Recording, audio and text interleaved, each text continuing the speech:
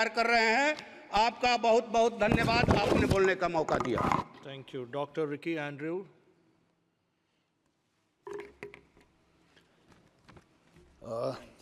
Thank you so much, Mr. Chairman, for allowing me to take part in this motion of thanks on the President's address. Well, it is with a great joy that I stand here on behalf of each and every soul that of the one Shillong parliamentary seat who have supported me and who have enabled me to stand in this great institution and to speak this almost at the last hour of the day. Mr. Chairman, I just want to remind myself, to remind the members of this 18th Lok Sabha and also the rest of and the people of this country that nothing is impossible with God. Why I say this is because of the fact that I belong to a party which we started just less than 3 years ago.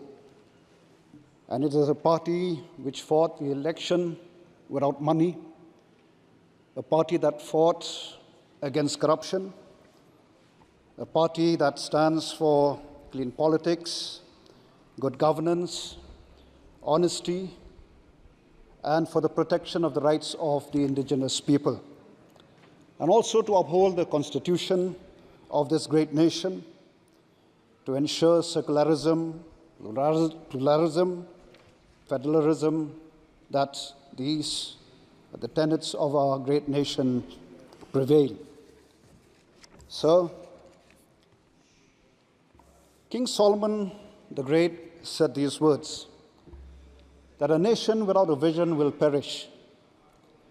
Well, I was very delighted to hear the words futuristic, the words vision in the address by the Honorable President. While I was patiently waiting for, what is the future, what is there in the vision of the President's address, as a first-time MP, I was listening patiently to hear where the government will take the nation, how the government will take it. But unfortunately, I did not get much except for the achievement that the government in the past has accomplished. Well, I wish that the government will be more explicit in its endeavor.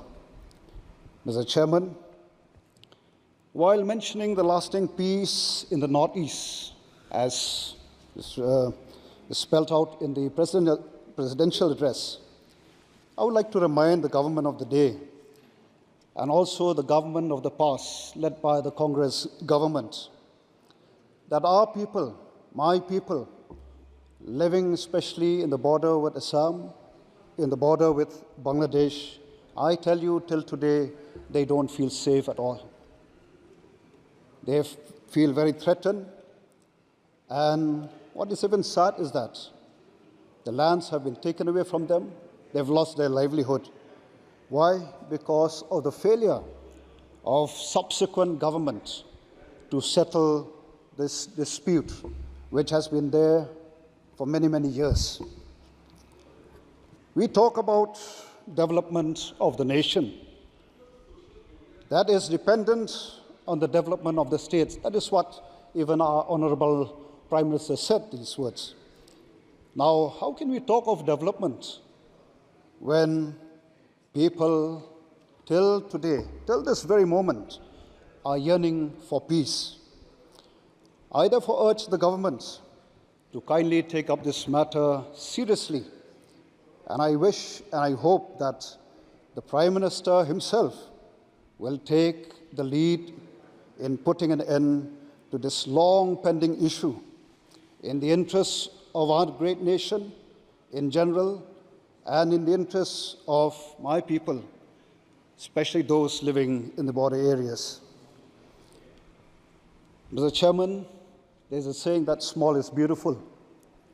Well, I am proud to stand here to represent one of the most beautiful people living in the far in the eastern part of this great nation called the Khasis. And also coming from one of the most beautiful places on earth. Mr. Chairman, I urge and I call upon the government and also the members of this august House to play a role in enriching and promoting the culture of my people, especially when we talk of culture, language is one of the important elements. For many years, we've been demanding for the inclusion of the Khasi language in the 8th schedule.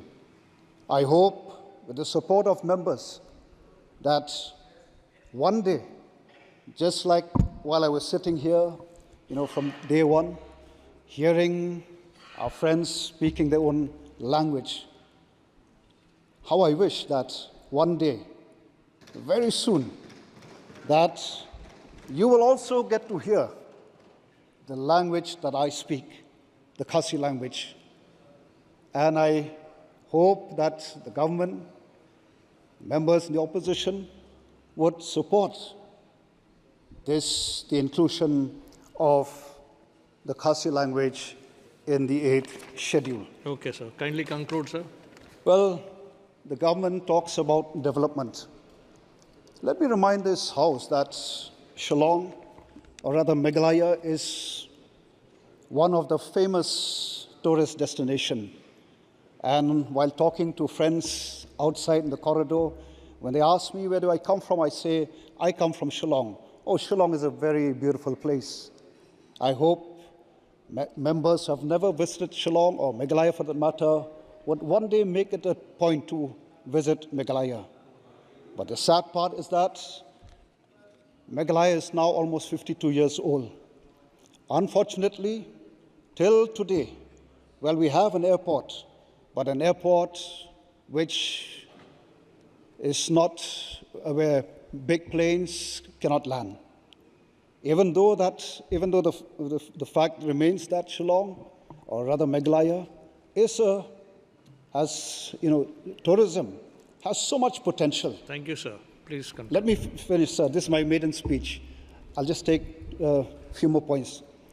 I just hope that the government, the concerned ministry, would help the state to ensure that this airport is an airport where large plane can land.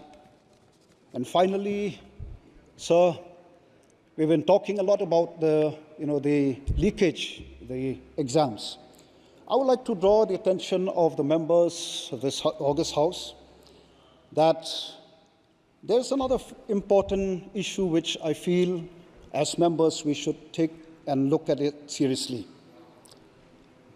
While designing a policy, like the CET NEET for our youth, what I want to say here, sir, is that before we come up with such policy, I think it's very important to ensure that the centers are adequate, or the adequacy of the test center.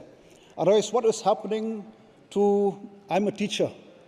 It pains me when I come across students who have to put a stop to the career for the simple fact that they have to travel to far-off places. Thank you, sir. Why? Because there is Mr. no Manikam Tagore. test center in their place. Mr. Well, I Manikam hope Tagore. that the government, while coming up with such policy, do keep this also in mind, to set up centers at every block, which would be a great asset to the state and also the nation as a whole. Thank you, Doctor. Last but not the least, let me just end up with this quote, sir, that I call upon the members of this august House.